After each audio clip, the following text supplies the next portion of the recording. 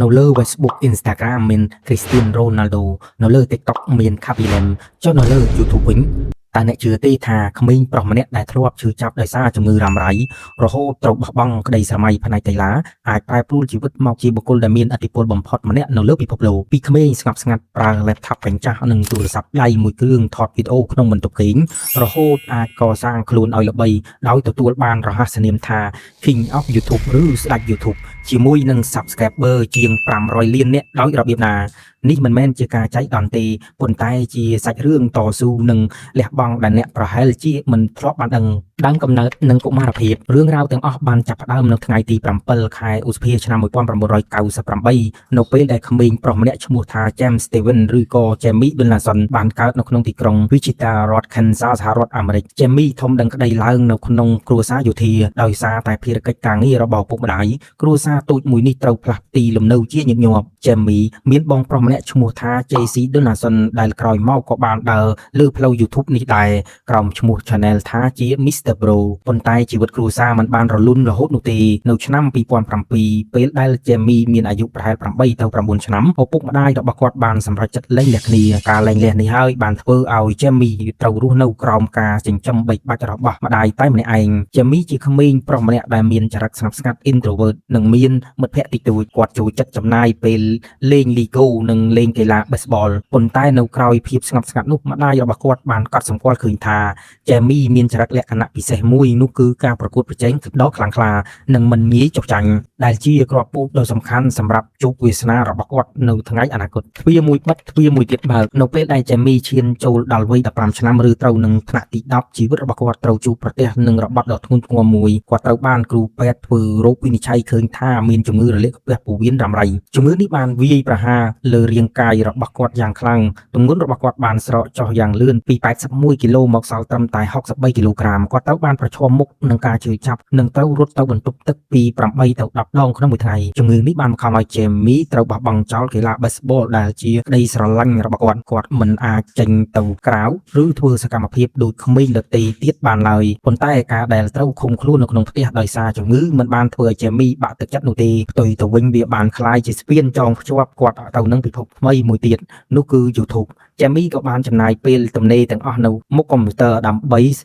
កេតនិងបង្កើត content ដាក់នៅលើ YouTube ការតាំងចិត្តលើ YouTube និងការកសាងអាណាចក្រ MrBeast ភាពវក់វីជាមួយ YouTube បានចាប់ផ្ដើមតាំងពីឆ្នាំ2012មកម្លេះគឺនៅពេលដែល Jamie មានអាយុទើប13ឆ្នាំគាត់បានបង្កើត channel មួយក្រោមឈ្មោះថា MrBeast 6000ដោយចាប់ផ្ដើមពីការបង្ហោះវីដេអូលេងហ្គេមដូចជា Minecraft, Call of Duty និងការទាញចំណូលរបស់ YouTuber ផ្សេងទៀតដោយប្រើប្រាស់ត្រឹមទូរស័ព្ទដៃនិងឧបករណ៍សាមញ្ញៗខ្លះប៉ុណ្ណោះទោះបីជាមានអ្នក Subscribe ខ្លះប៉ុន្តែវីដេអូស្ទើរតែគ្មាន view សោះព្រោះអ្នក Subscribe ទាំងនោះគ្រាន់តែជួយសាបគ្នាទៅវិញទៅមកប៉ុណ្ណោះបន្ទាប់ពីបញ្ចប់ការសិក្សានៅ Greenville ក្នុងឆ្នាំ2016 Jamie បានចូលរៀននៅមហាវិទ្យាល័យមួយប៉ុន្តែគាត់រៀនបានត្រឹមតែ 2-3 សប្តាហ៍ប៉ុណ្ណោះគាត់ក៏បានសម្រេចចិត្តបោះបង់ការសិក្សាដើម្បីមកធ្វើ YouTube ពេញម៉ោងការសម្រេចចិត្តនេះបានធ្វើឲ្យម្ដាយរបស់គាត់ខកចិត្តនិងមិនយល់ស្របយ៉ាងខ្លាំងម្ដាយរបស់គាត់មិនគាំទ្រឲ្យគាត់ធ្វើ YouTube ឡើយដោយសារបារម្ភពីអនាគតកូននិងយល់ថា YouTube មិនមែនជាមុខរបរពិតប្រាកដឡើយប៉ុន្តែ MrBeast បានបញ្ជាក់ចំហយ៉ាងច្បាស់ទៅកាន់ម្ដាយគាត់ថាខ្ញុំសុខចិត្តទ្រាំខ្វះខាតដើម្បីធ្វើអ្វីដែលខ្ញុំស្រឡាញ់ជាជាងប្រើជីវិតទៅធ្វើរឿងដែលខ្ញុំមិនចូលចិត្ត Jamie មានជំនឿចិត្តយ៉ាងមុតមាំលើផ្លូវដែលគាត់បានជ្រើសរើសគាត់បានរួមដៃជាមួយក្រុមមិត្តភ័ក្តិដែលមានចិត្តស្រឡាញ់ដូចគ្នា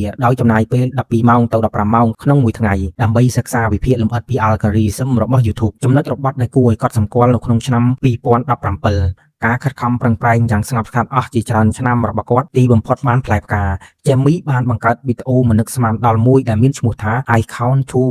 100,000 គាត់បានអង្គុយរាប់លេខពី1ទៅដល់ 100000 ដោយប្រើប្រាស់ពេលជិត40ម៉ោងវីដេអូនោះបានផ្ទុះការចាប់អារម្មណ៍យ៉ាងខ្លាំង go viral ពីពេញអ៊ីនធឺណិតការផ្ទុះបែបនេះទើបជួយបង្កើនចំនួនអ្នកតាមដានរបស់គាត់យ៉ាងឆាប់រហ័សចាប់ពីពេលផ្ទុះនឹងមកគាត់បានដឹងពីគន្លឹះរបស់ YouTube គាត់ក៏បានផលិតវីដេអូប្លែកៗនិងមិននឹកស្មានដល់ជាច្រើនទៀតហើយវីដេអូទាំងអស់នឹងទទួលបាន view យ៉ាងច្រើនជាក់ស្ដែងអំឡុងពេលគាត់ល្បីល្បាញដំបូង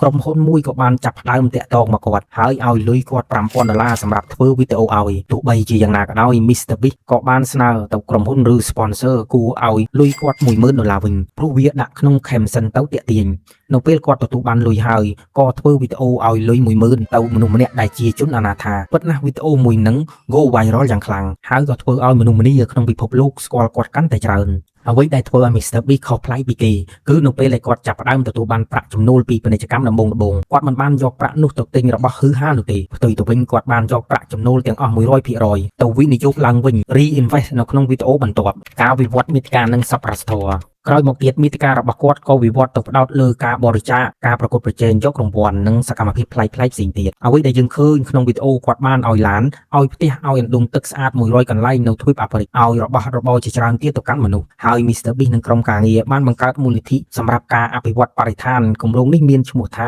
Team 3 និង Team C ដើម្បីដាំដើមឈើនិងសម្អាតសមុទ្របង្កើតគម្រោង Team 3នៅក្នុងឆ្នាំ2019គោលបំណងគឺដាំដើមឈើឲ្យបាន20លានដើមហើយរាល់$1ដែលសប្បុរសជនរួមចំណែកស្មើនឹងដាំដើមឈើមួយដើមជាលទ្ធផលដាំដើមឈើបាន24លានដើមក្នុងនោះក៏មានការរួមចំណែករបស់ Elon Musk 1លានដើមផងដែរបង្កើតគម្រោង Team C ក្នុងឆ្នាំ2021ហើយគោលបំណងសម្អាតសំណល់ចេញពីសមុទ្រជាលទ្ធផលរកបានថវិកា$33លាននិងបានយកសំណល់ចេញពីសមុទ្ររាប់លានគីឡូគូបញ្ជាក់ផងដែរថាកាលពីថ្ងៃទី7ខែឧសភាឆ្នាំ2023 Mr. Beast បានបង្ហោះវីដេអូរបស់ខ្លួនមួយដែលមានចំណងជើងថាខ្ញុំបានជួយជនពិការ 2000 នាក់ឲ្យដើរបានឡើងវិញវីដេអូដែលក្រុមការងារ Mr. Beast ជួយជនពិការកម្ពុជាត្រូវបង្ហោះនៅលើ Sub Channel របស់គាត់នោះគឺ Mr. Beast Philanthropy វីដេអូនេះបានបង្ហាញពីស្ថានភាពលំបាករបស់ជនពិការហើយគាត់បានផ្ដល់មូលនិធិផ្នែកអវយវៈសិប្បនិម្មិតសម្រាប់ជនពិការជាង 2000 នាក់នៅកម្ពុជាក្រុមការងាររបស់ Mr. Beast បាននិយាយថាដំបូងឡើយពួកយើងមកទីនេះគ្រាន់តែមានគោលបំណងផ្ដល់អវយវៈសិប្បនិម្មិតចំនួន150តែប៉ុណ្ណោះប៉ុន្តែពេលពួកយើងមកដល់ក៏បានផ្លាស់ប្ដូរគំនិតវិញពួកយើងនឹងផ្ដល់ជើងសិប្បនិម្មិតចំនួន2200នាក់សម្រាប់ជនពិការកម្ពុជាទោះបីជាយ៉ាងណាក៏ដោយ Mr. Beast ក៏រងការរិះគន់ពីមនុស្សមួយចំនួនផងដែរ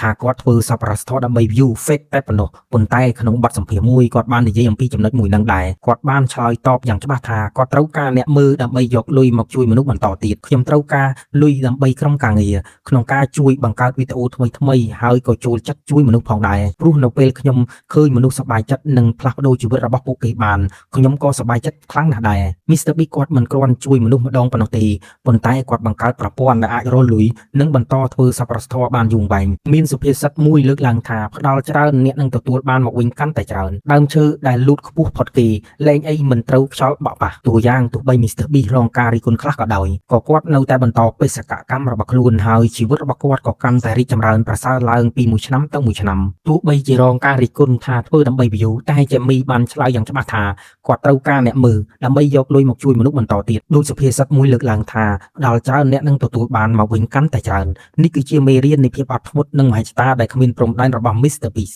អាណាចក្រអាជីវកម្មនៅឆ្នាំ2024គាត់បានកសាងប្រវត្តិសាស្ត្រដោយការទម្លាក់ T-Series និងក្លាយជា Channel ដែលមាន Subscriber ច្រើនជាងគេបំផុតនៅលើពិភពលោកហើយនៅតែស្ទុះលោតរហូតដល់500លាន Subscriber នៅខែមិថុនាឆ្នាំ